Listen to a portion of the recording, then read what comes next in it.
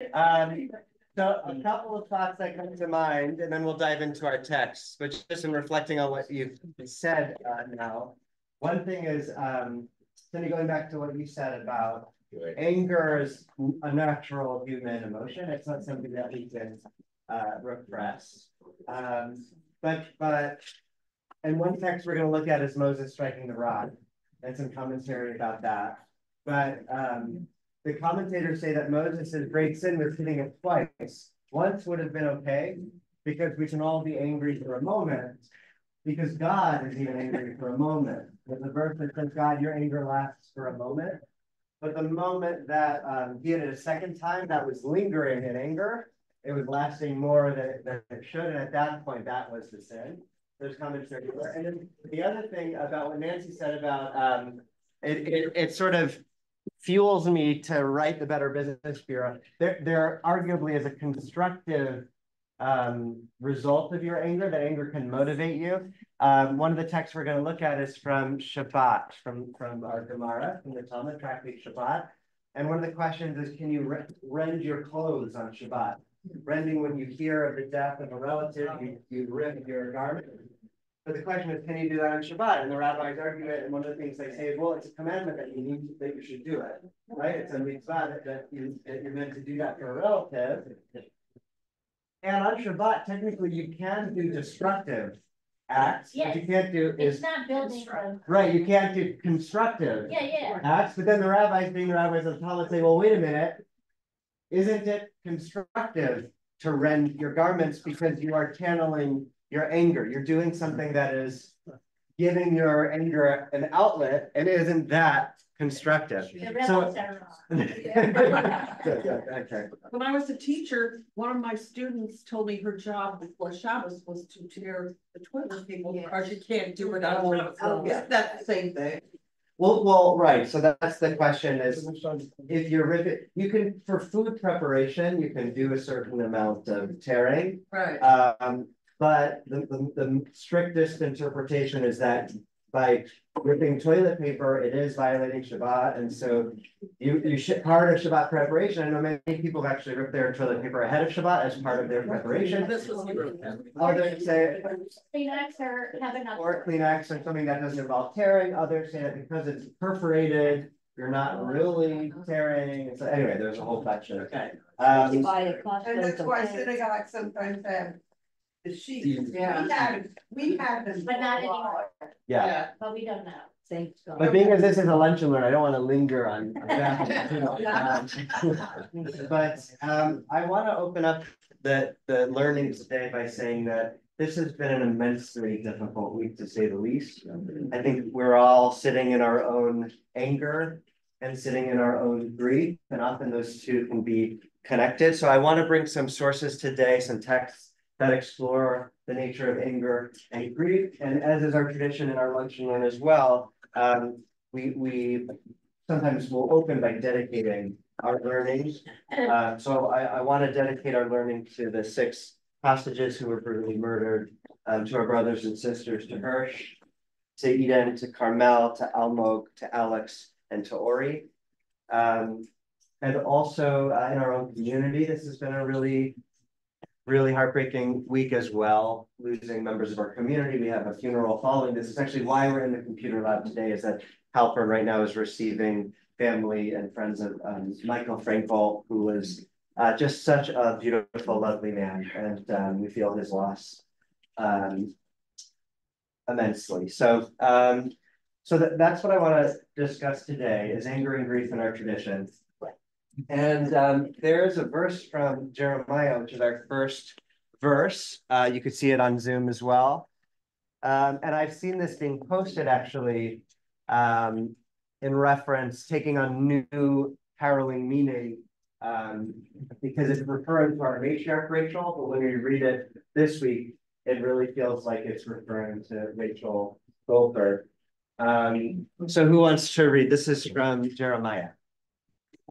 Okay. Thus said God, a cry is heard in Ramah, wailing, bitter weeping, Rachel weeping for her children. She refuses to be comforted for her children who are So the original context here is that Rachel is not buried in the promised land, right? She dies in childbirth, giving birth to Benjamin. Originally, his name was going to be Ben-Oni, the son of my pain, and Jacob changes the name to Binyamin, not wanting it to be such a negative name. But so she's buried outside the land of Israel, and in Eicha in Lamentations, there's actually reference, which is all about the exile, right? And Jeremiah was a prophet of the exile. And he is able to speak to the Israelites who have been exiled from the promised land, from Israel, and is actually able to give them comfort, saying that God will return the exiles. And that is the context for this verse, that Rachel, who is buried in exile, is crying over the exile of her children after the destruction of the temple. And God ultimately reassures Rachel that her children will return to the promised land eventually. But Eicha Rabbah, which is our next text, which is Midrash on the book of Lamentations, asks the question, what was it that got God to basically promise Rachel that God's children would return? What was it that sort of, the rabbis even go so far as to say, influenced God's hand as to decide that God would return the exiles? And they say that it was a conversation that God had with Rachel. And so we're going to read that conversation now. And I want you to pay close attention to the themes of anger and grief that permeate the conversation. Who would like to read from Eicha Rabbah? Go ahead. At that moment, Rachel, our matriarch, interjected before the Holy One, Blessed One, and said, Master of the universe, it is revealed before you that your servant Jacob loved me abundantly and worked for my father 7 years for me. When those 7 years were completed and the time for my marriage to my husband arrived, my father plotted to exchange me with my sister for my husband. Okay, pause right here. I think we're all probably familiar with this story. Oh, scroll. Thank you, Ron. Here, I'm going to show the English of this text here, which is that Jacob falls in love with Rachel, but Rachel is the younger, Leah is the older. So Laban, Leah and Rachel's father, fools Jacob into marrying Leah first. And then he gets to marry Rachel, the love of his life. But there's a lot of questions that arise. Certainly, how could that mix-up have actually happened? Right, for those of us who have been married, it's pretty hard to not know if it's the person that you were intending to marry. Unless right? you're twin. Okay, maybe this isn't. Yeah, but- I hope not speaking from experience. Today's world, they would have never really seen each other. Before, so maybe. Yeah. And we're There's a veil, right? And a dog before they got married. Right, they weren't living together Like first, today's generation. right? Also the veil, right? And I feel like there was some thing that they got under. And okay, they may be intoxicated, so not really thinking straight. All of these are possible answers. This Midrash is going to give us a very clever, imaginative, alternative explanation. So go ahead. The matter was extremely The difficult. matter was extremely difficult for me when I became aware of that plot, and I informed my husband and gave him a signal to distinguish between my sister and me, so that my father would be unable to exchange me. Afterward, I regretted what I had done and suppressed my desire. I had mercy on my sister so that she would not be led to humiliation. In the evening, they exchanged me with my sister for my husband, and I transmitted to my sister all the signals that I had given to my husband, so that he would think that she is Rachel. Moreover, I entered beneath the bed on which he was lying with my sister. Oh, boy. He would speak with her and she would be silent, and I would respond to each and every matter that he said, so that he would not identify my sister's voice. I performed an act of kindness for her. I was not jealous of her and did not lead her to humiliation. If I, who is flesh and blood, was not jealous of my rival, and I did not lead her to humiliation and shame, you who are a living and eternal merciful king, Why were you jealous of idol worship that has no substance? And you exiled my descendants, and they were killed by sword, and the enemies did them to them as they were pleased. Go ahead, thank you. Immediately, the mercy of the Holy Blessed One was aroused, and God said, "For you, Rachel, I will restore Israel to its place." That is what is written. So said the Lord, a voice heard in Ramah, wailing, bitter weeping. Rachel is weeping for her children. She refuses to be consoled for her children, as they are not. And it is written, so said the Lord, restrain your voice from weeping and your eyes from tears, as there is a reward for your actions, and there is hope in the future. And the utterance of the Lord and your children will return to their borders. Okay, so there's a lot happening in this text. For one thing, it seems to be a bit outrageous, the sort of plot, right? That Rachel originally doesn't like this plan of swapping her out for Leah, devises a plan whereby she gives her husband Jacob hand signals to know that it's really me that you're marrying, because I basically will speak this code that only you and I have constructed ahead of time, so that you know it's truly me, once she got wind of that plot. But then she has a change of heart and realizes, my sister's gonna be humiliated, and I don't want that for her. And she overcomes, it says here her desire, but you can also read it as maybe anger at the situation, or however you want to read that, or her self, maybe even selfishness at that point. Even though it's warranted, it's deserved.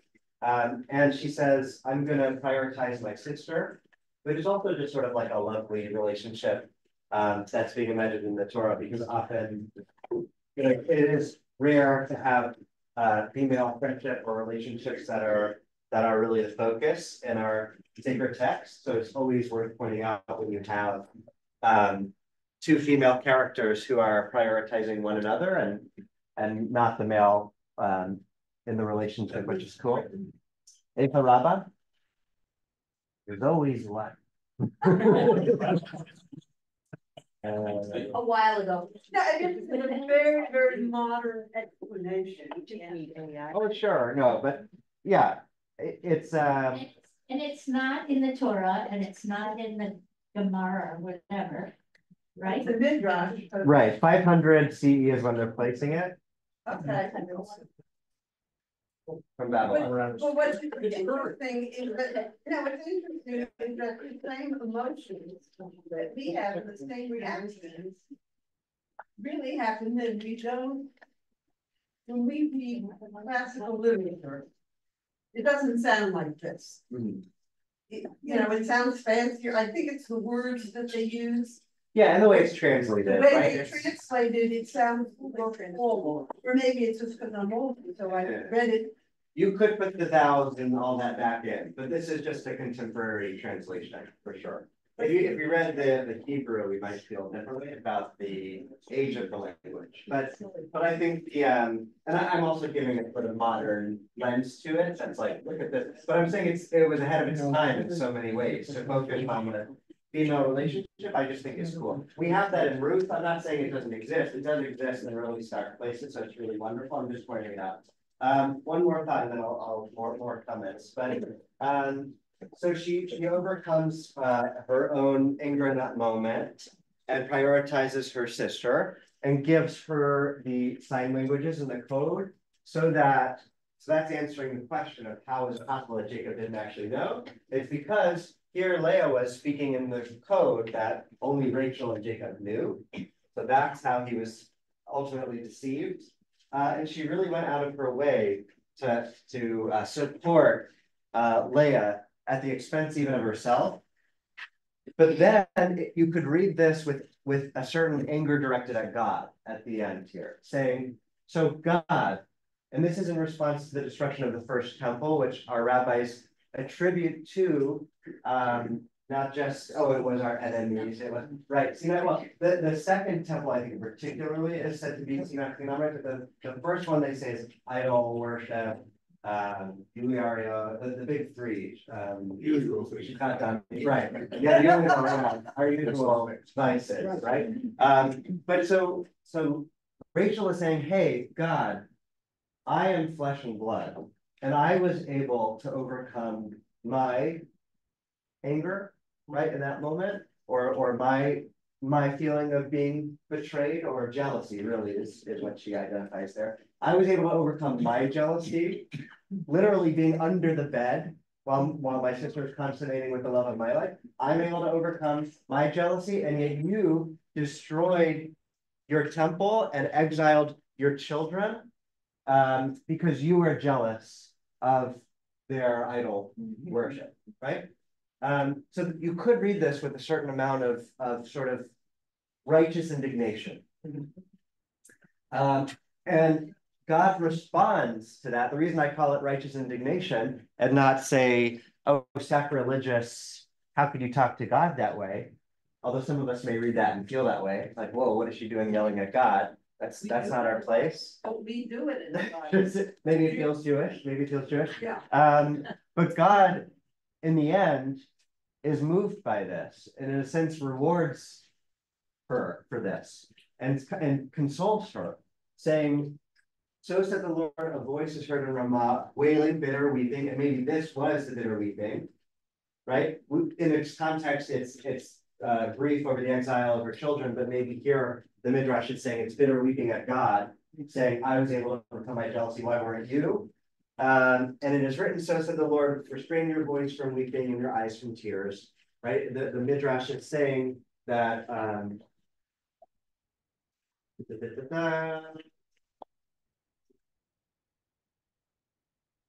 looking for the exact spot, sorry. Anyway, that God is basically saying, you're right. You're right in what you say, I will bring them back. I will overcome my jealousy and restore them eventually. So I'll take the 500 CE patriarchal view of Judaism. Okay. And I don't think it's about her at all. I think it's about God talking about return. Well, his focus is returning the children to Israel. By children, I assume it's the male children. I'll take it as far. I know it's all of I think it's all of the exile. Yeah, but who were the idol worshippers that he cared about? Who was the one who was fooled? Jacob was fooled, just as just as we lost the temple and where males were impotent in being able to defend and even get back. Here we have unnamed. The children are going to go back and take over. So I think one way to look at it, of course, is that he's actually elevated the women's point of view here in a way as to the men aren't even part of this process. And the only one who can really redeem Israel now is God. It's not even in the hands of the children anymore. It's a cry from a woman, which is, I mean, a nice thing, but ultimately it's to get everyone back, and that's one way to look at it. It's interesting. The only thing I can think of to support your view is that It's only one thing you can think of. that in the matter of Baal Peor, that the men are seduced by the Midianite women, Right. and the women did not engage in that idolatry. Although if you think of the golden calf, I mean, I think it was everybody was implicated in that. So I do think when it's talking about children of Israel, it's everybody. But if you're saying who in particular may have been more guilty of idol worship, you can make a case that it was the men, and therefore that's And who would have been expected to have fought, and who would have been expected to fought to return. So Sure, but I think this is not just military, martial. I think this is the people returning to their land, not just for the battle, but to live in. So, okay, other thoughts? Yes. Okay, so I think if you take the story up until the part where she talks to God and says, you are jealous, blah, blah, blah. I think that whoever wrote this might have had that idea and tried to pick something that would be so egregious to all of us that it would allow them to say to God, to talk to God and say, you were jealous. Yeah. And I think this is the story. Good. I think that's, Because I think like any story could have come before this. It could have been Joseph in jail, or it could have been, and they could have said this. Yeah. to it. Yeah, absolutely. So, But what I'm so interested in here, and what I'm curious about your thoughts, is that, hi, Helena, welcome. So sorry, it was hard to find. I know we're in the make a plate. Actually, She has a plate. she has a plate for you. I'll go get it. Lisa's got a plate for you. Thanks for coming. Here's a turkey. No, don't worry. Glad you're here. Okay. And Nelson, I see your hand, so I'll get you in just a moment. So what I want to reflect on, and actually I know Helena has interesting thoughts on this because we've talked about it before. We're talking about anger and grief and talking about how that's what we're sitting in this week. We're just after the Eicha Rabbah. So on one hand, anger seems like it's this disgusting trait. And our Hasidic tradition definitely doubles down on that, feels that anger has no merit, it is a disgusting trait. And we're going to get to texts that explore that more. But I wanted to start with having us consider the ways in which anger can be a constructive or helpful trait. First of all, we know it's natural. But not only that, God describes God's self as El Kana.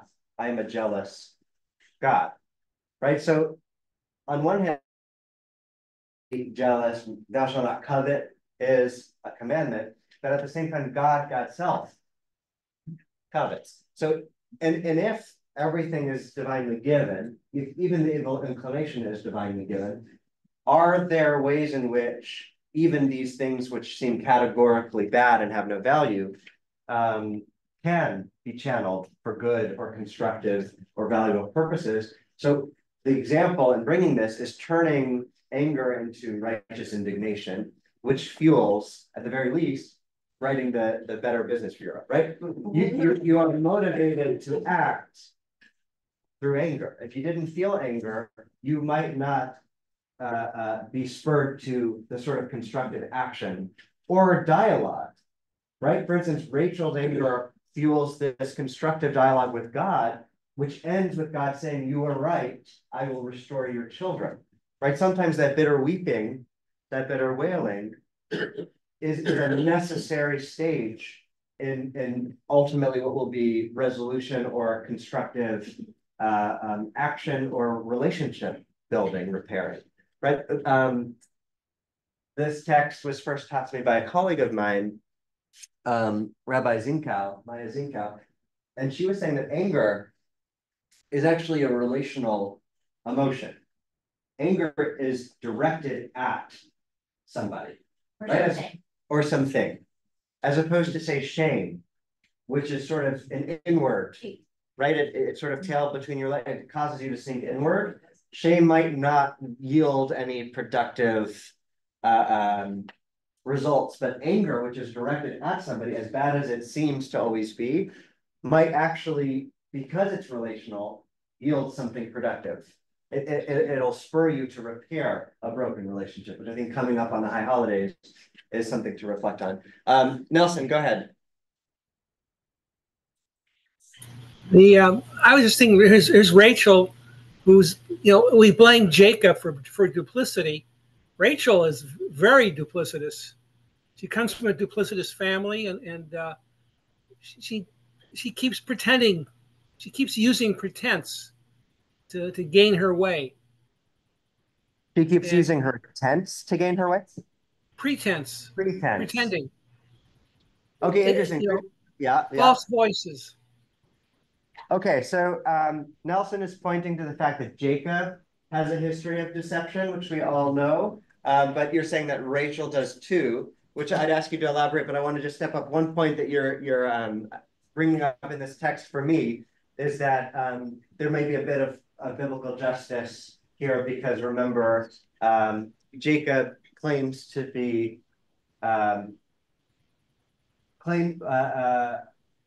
Esau to Isaac, who's blind. Remember, for the blessing, and here Jacob is now tricked with, here is somebody he thought was somebody else. Right? Thought you're right. But you were saying that Rachel also has a bit of deception in her past. What do you mean? Well, I mean, she puts Jacob up to Esau, and now she puts her sister up to. Well, that was Rebecca, right? Rebecca is the one who favors Jacob and so puts him up to the deception, but not Rachel. But if you have another example of Rachel, yeah, go ahead, Helena. For Rachel. Mhm. Rebecca, that's always bad when you favor one side over the other. It causes a lot of problems. Foundation and tension in between the siblings. Yeah. Rachel has also a deception because she was the chosen one, she was the loved one, and then her father betrayed her by getting her a sister before her. So that was also a betrayal and some anger towards her sister, to the father. Right, so that manifests itself in this competition over having children, right? There's an episode with the mandrakes where basically Jacob is bought for the night. So there certainly is a sisterly competition, and that's sort of why I'm drawing this interesting contrast that's here in Echa Rabbah, where in our Torah we get the sisters as rivals over the same man. But here in the Midrash from 500 CE, we have sort of an elaboration saying, but wait, they weren't just two women competing over the same man. They were sisters who loved each other and actually prioritized one another over that man. So I think that's a commonplace to have, more than one wife. Right. Right. But we have an awful lot of this, and I mean, we have Jacob and his, not Jacob, Joseph and his brothers. I mean, when you talk about shame. So the whole book of Genesis is about, so we have Cain and Abel, right? We start from that place. And then what's interesting is we actually have this arc of progress, even if it doesn't seem like it, because the brothers have an opportunity to kill Joseph, but they don't. They sell him. Progress. I know it's not great, but baby steps. And then, right. And then Judah makes this big speech saying, take me, but spare Benjamin, right? And Joseph is able to get his brothers to redeem themselves, right? So there is sort of this arc of Genesis that ends in overcoming that sibling rivalry. Go ahead. Really quickly. Yeah. Very, very quickly. The one siblings that never fought with each other, as far as I know, was Moshe and Aaron. Yes, I think there's a moment where Aaron and Miriam, but Miriam's the one who's really punished for it, are speaking about Tzipporah, the woman that Moses married, and but I think our rabbis point to Ephraim and Manasseh being the first siblings who didn't argue, and that's why we bless our children that they be like Ephraim and Manasseh. Yes, if we do more, we know that they fought over the video games. Go ahead, Bob. Yeah. Midrash is a story to prove a point that's not fact. So the fact that they are getting along so well and concerned, that's just made up. Yes, it's Midrash at the end of the day. Yeah. But what we say is made up, right? Even if it's Midrash and rabbinic creative imagining, doesn't mean there isn't truth or wisdom in it, even if it's quote unquote made up, right? I'll go with the wisdom. Go with the wisdom. Okay, good. Okay, Rachel was deceitful. Okay. Like 2 pages later in the Torah, when they leave, she takes all the idols and she hides them under her bottom. That's so that right. nobody can find them. So Rachel is a deceitful person. So again, and that goes back to Bill's point a little bit in an interesting way, which is, was it that she was stealing the idols because she wanted to worship them, or she felt it would protect them on their way, or was she so repulsed by idolatry that she was trying to steal them from her father so that he wouldn't worship them anymore? It's unclear. I actually had always read it that way. But open to anything, because if she really then she should have thrown them out. Right. but would she, Put them in the trash. that's fair, but would you sit on something that you were worshiping? Would you sit on it? No, but she was supposed to be, she was pretending she was. I know, so that she was hiding it and They fair. weren't gonna ask her to sit. Okay, very fair. But so this is an interesting sidebar, but I want us to stay on topic of anger and grief and and I'll get to Jackie, but point being here, I wanted to bring an example of, here's a way in our text that anger can actually be productive because it fuels a relational confrontation that can ultimately be productive, or righteous indignation, right? Action fueled by that anger so that it doesn't become this all-consuming destructive force, but could actually be constructive. Go ahead, Jackie. I think in our history, if we can take the biblical view that's a type of history, we have a history of arguing with God. Yeah. Abraham argued with God. Yeah. And they made it into a musical too. Well, I'm glad that you're bringing this up because I've heard from a lot of you that you're angry at God. In particular, there's a congregation that we've been talking about this a lot lately, ever since October 7th, that we say our special psalm for Israel every day, where we say that God neither slumbers nor sleeps, right? But it's according to her and many of us, it really feels like God was sleeping. And that's the feeling. So go ahead. And on one hand, I just want to say personally, my whole spiritual life, I've always bridled against that and felt I can't be angry at God. I can't point the finger at God. I can't blame God. I can blame us. I can say we have become so corrupt and evil and we do terrible things, but I can't point the finger at God. But when my colleague, Rabbi Maya first taught me this text, she, God bless you, she changed the way I look at anger. And she made me realize that is my relationship with God not big enough to hold anger? Just like I might be angry at somebody I love, it doesn't mean I love them any less. It actually, if anything, it's first of all, this natural human emotion, but it actually is just a sign of, frankly, a healthy, complex relationship. So that kind of, and the fact that it's directed and relational made me think, oh, it's not all bad, actually. I don't have to bristle so much at that idea of being angry at God. Go ahead. I feel that we're dealing with a God who has ADD. And so you can't be angry with him. We are in God's image. And with all the flaws we have, we can only come to the conclusion that he's got the same problem. So can you explain more? What do you mean by God has ADD?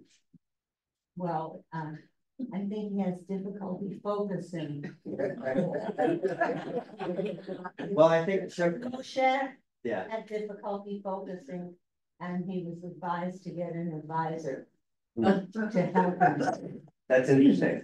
So maybe you look at these moments when our heroes dialogue with God as sort of us fulfilling our role as partner to God, just like Moses had an advisor. But certainly God's saying, I am Elkanah, right? God does relate to us in terms of language we can understand or emotions that we can understand. So my Maimonides would say this is all metaphor, right? God is God. God does not experience human emotions. When it says God freed us with an outstretched arm, God doesn't have an arm. God's not corporeal. All of this is metaphor. Same with emotions. God is not a jealous God because jealousy is a human trait. God doesn't have human traits, but this is a helpful way for us to understand. But I think Jackie's taking a sort of anti-Maimonidean view, saying, actually, this is we're made in God's image. We can look at our strengths and our flaws and actually see that reflected in God's self. And that's not something that feels sacrilegious or wrong. It's actually something that elevates us, because if these traits are godly, even the bad things in us may have the potential for godliness if God has them too.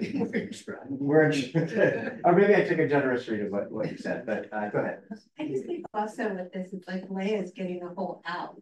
Like, you know, she has some responsibility here. She could have very well said, no, he's here to share. You know, this is your life, this is your path. She kind of jumped in on her bandwagon. I think everyone's gives her an out. Good. So maybe we're being too kind to Leah. I think it's hard because our sympathies are aroused towards Leah. She's the unloved one, and for what reason? It said, you know, her eyes were dull or whatever. So she's not the pretty sister, but so you feel for her. But maybe we bring too generous.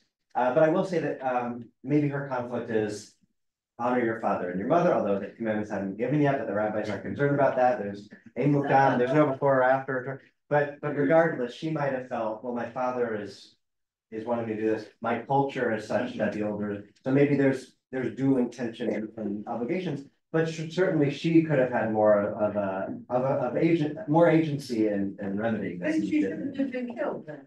She shouldn't have died of childbirth. If she was Rachel. being so nice. Rachel is. Yeah, I know you're talking about Leah, but Yes. I'm just saying that it's, she's coming out as the. Sorry, real quick. Hi, Francis. Did you know we're in the middle of the luncheon? Did you want to be part of it? Francis? It doesn't know. Hello, are you okay? Maybe she cannot get on this. Hello? That's what I wanted to see, but I think it may have been a mistaken dial because she didn't say anything. Yes. Okay, so interesting point. I would explore it more. I apologize. I want to keep going just for time to keep us back on track. But so we have heard from Rachel and from John, who have been two of the most outspoken hostage families that have really been so unbelievably inspirational in the way that they have agitated for the release of the hostages, spoken to the UN. We just recently heard them speak at their eulogies at Hirsch's funeral, which it's just impossible to get through with dry eyes. But this is from her first speech to the UN, which was given in October, shortly after October 7th of 2023. And while you can make the claim that anger can be constructive, and while there's no doubt that if anybody deserves to be angry, it's Rachel and it's John and those who have experienced the tragedy of having their children or family loved ones held hostage, taken away, or killed. She strikingly, at least outwardly, but I think it's authentic, warns against that. So who wants to read an excerpt from her speech? Go ahead. Thank you, Sherry. This is everywhere on the planet. I understand that the other, whoever decide the other is seductive, sensuous, and most importantly, it's easy.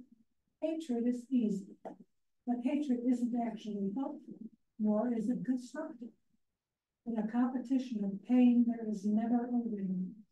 We human beings have been blessed with the gifts of intellect, creativity, insight, and perception. Why are we not using it to solve global conflicts all over the world? Because doing this is hard. It takes fortitude and imagination, wit, risk, and hope. And it's hard. So instead, we opt for hatred, because hatred is so comfortable, so familiar, and so very, very easy. The time is running out to save them. The time is running out to save us.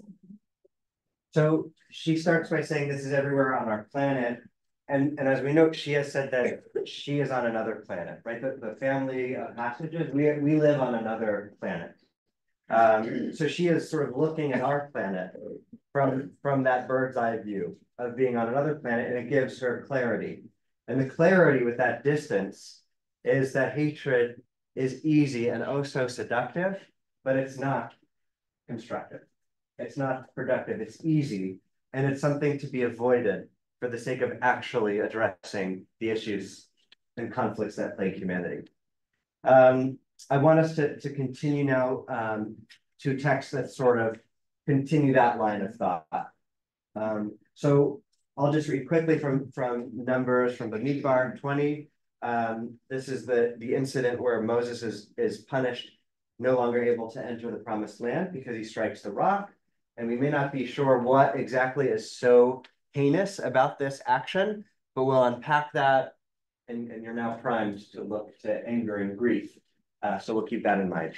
Moses and Aaron assembled the congregation in front of the rock, and he said to them, "Listen, you rebels, shall we get water for you out of this rock?" And Moses raised his hand and struck the rock twice with his rod. Out came copious water, and the community and their beasts drank. A couple things here. God had previously instructed Moses to strike the rock and it gave water. So there may be a bit of muscle memory here. God is also instructing Moses to take the rod with him. So it seems like, why would God not want him to strike the rock if God is asking him to bring the rod?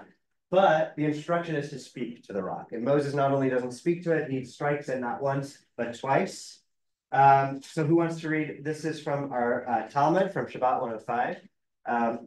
Which is exploring the nature of what happened here. Who would like to read? I'll read. Go for it.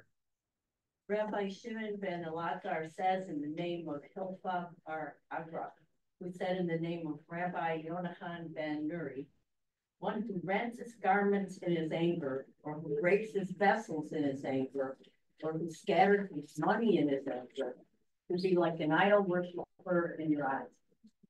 And that is the craft of the evil inclination. Today, it tells him to do this, and tomorrow it tells him to do that, until eventually, when he no longer controls himself, it tells him worship idols, and he goes and worships idols. Rabbi Abin said, what verse alludes to this? There shall not be a strange God within you, and you shall not bow to a foreign God. What is the strange God that is within a person's body? Say that it is the evil inclination. Okay, so a couple things here. Number one is that this is taken from a verse from Psalms. It's actually the Psalm we read on Thursday. So it's the Psalm that we read today. But it says, Lo yeh mecha el zar. There shall not be within you a strange God, el zar. And we just take that to mean among you, that you shouldn't have idols in your midst, right? But our rabbis here are reading it as literal. That the commandment is that there shall not be a strange God, becha, within you. What is the strange God that is within a person's body? That's the Yetzer Hara, that's the evil inclination. And what anger is giving in to that evil inclination to the point where it's ultimately akin to idolatry because you're serving that false God. You're serving anger, which is a false God that lives inside of you. So this actually should shed light on our first text about Rachel saying, I was able to overcome my jealousy, but because our people committed idolatry, you can't forgive them, right? You can't overcome your jealousy. I was able to do that for my sister, you can do it for me. If you now read it in light of this text, Rachel might even be accusing God of something a step further, saying, you're accusing us of idolatry. You are at risk of committing idolatry if you give in to your anger. Because anger is that false God that lives within you. There's one more thing because, again, we're talking about the connection between grief and anger. Moses starts by calling them rebels. God didn't say address them harshly, and that's part of what the rabbis say was Moses is crying here. Moses is accosting the people, and Moses is a representative of God. So when Moses yells at God, the people think that when Moses yells at the people think that God is yelling at the people, and God had no intention of doing that. So he's misrepresented God to the people. Again, that's also idolatry, a misrepresentation of God. But the word used for rebels, take a close look. What is it? Amorim. What do you see if you're reading like a Midrash? What do you see in that word? But also say teacher. Teacher, Maureen, good. Yeah. But there's another, and the context here is that Moses has just lost his brother and sister. Before this moment, Aaron and Miriam have died. In fact, the rabbis say that the people were thirsty for water because they had water thanks to Miriam's merit. There was a well that followed them wherever they went. And when she died, the immediate next thing that happens is the people complain that they don't have water. So it's because Miriam dies. What do you see now in that word, Maureen, rebels? If you read it midrashically, read it another way. Mayim, the water. Mayim, good. You're really close now. Parent. Mars, teacher, parent is Horim, which sounds. You're thinking too hard. You're thinking too hard. Put different vowels on it. Morim, Mem, Resh, Miriam. He's yelling at the people, calling them Morim, but read differently, he's crying out with a bitter weeping and wailing, Miriam. I'm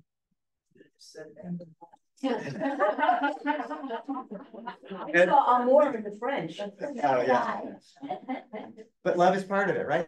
But so this is a broken, grieving, mourning Moses, whose mourning isn't channeled, whose anger and grief isn't channeled productively. It's channeled for anger, which he is afforded, right? He deserves that. He is in grief, and nobody should be judged for how they grieve, right? I'm not bringing this as a judgment. There's no correct way to grieve.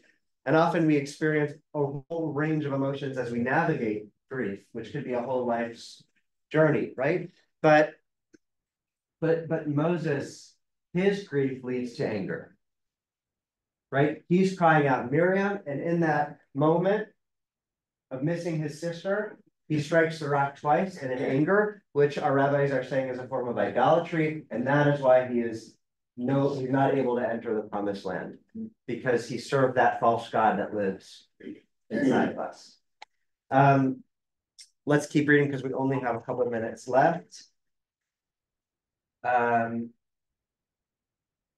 So again, if anybody has the right to let their grief lead to a consuming fire of anger, it is the family of the hostages of our brothers and sisters who have been killed since October 7th, brutally murdered.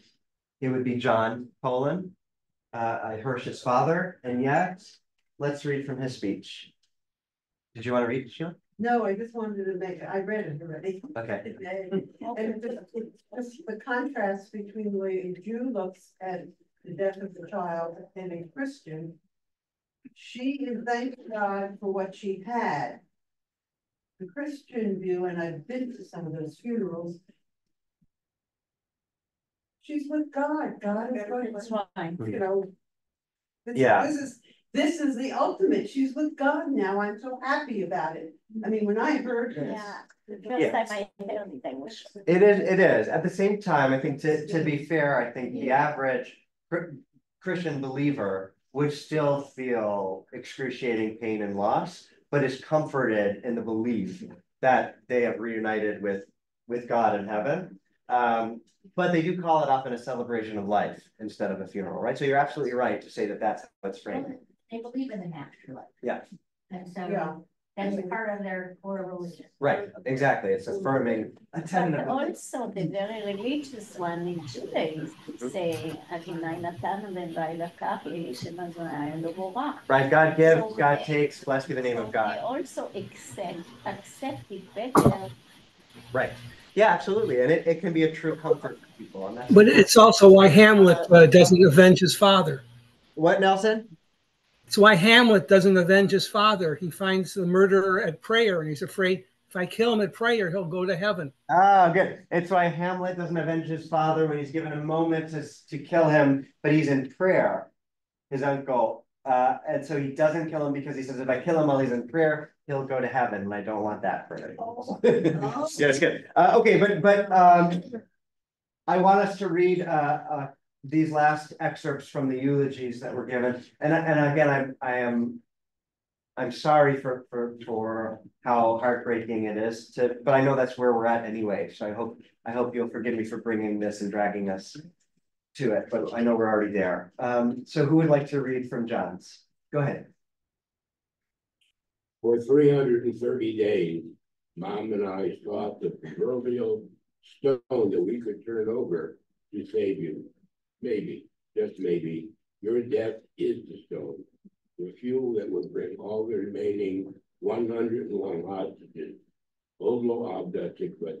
And I'm bringing this excerpt in particular. The whole speech is an incredible speech, but this imagery of turning over the stone and Moses striking the rock, and how anger can lead you to strike a rock, or again, if channeled in a way that is constructive, I think that their righteous indignation has fueled their turning over every possible stone to release the hostages, right? They could just have dissolved, unraveled, and been consumed by their own grief and anger. And yet you see how they are time and again avoiding that, giving in to the hatred or giving in to striking the rock, and instead saying, hatred is easy. Let's actually get things done because we don't have time, right? And so I think that image of turning over the stones instead of striking them is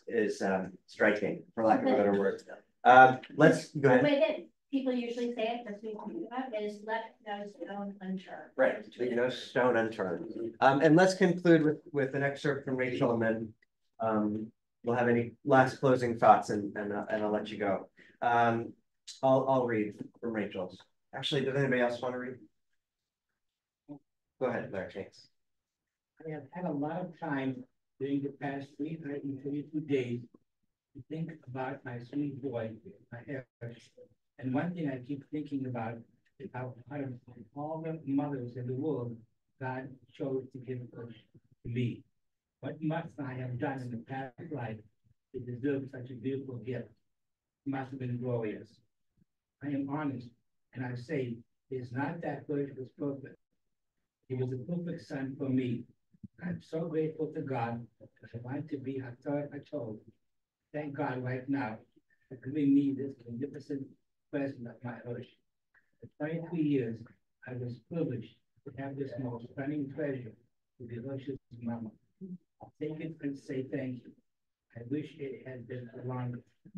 Now, my Hush, I ask for your help to transform our hope into grief in this new unknown random phase. I beg of you, please do what you can. Have your light shine down on me, Dada, Libby, and Holy. Help shower us with healing and resilience. Help us to rise again. And I know it will take a long time, but please may God bless us that one day, one fine day, Dada, Libby, Holy, and I will hear laughter, and we will turn around and see that it is us, that we are okay. It will always be with us. The force of love and vitality will become our super. Wow.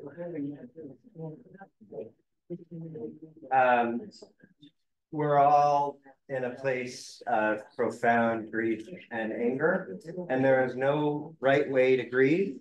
And I would never stand here and tell you not to be angry when I am so unbelievably angry and broken as we all are. At the same time, as Jews, we turn to our sacred text when we're lost. And I think there's something profound in exploring the nature of grief and of anger, and recognizing that our tradition says, on one hand, there is nothing constructive about it. It's something that only leads to destruction and pain. But another voice that says, if channeled, it can be a constructive force, righteous indignation, yielding agitation and action that the world so sorely needs.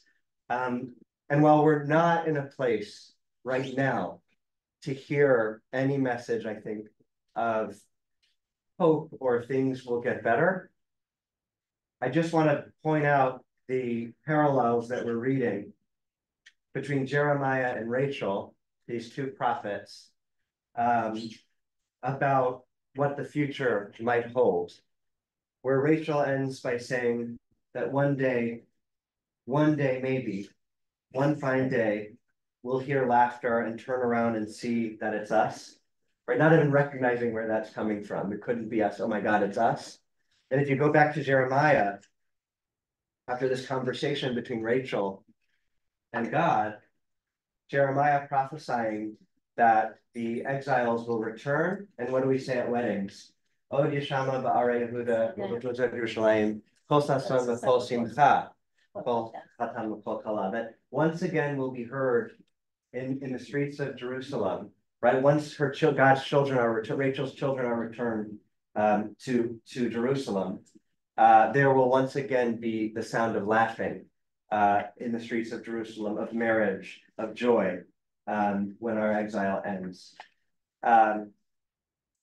So with that, I in our anger and in our grief, I still want us to turn to the possibility of hope in the future. Again, it's not where we're at now, but that's why we have prophets like Jeremiah and prophets like Rachel and John to remind us of how to navigate the shadow of death and what we all pray the future may hold.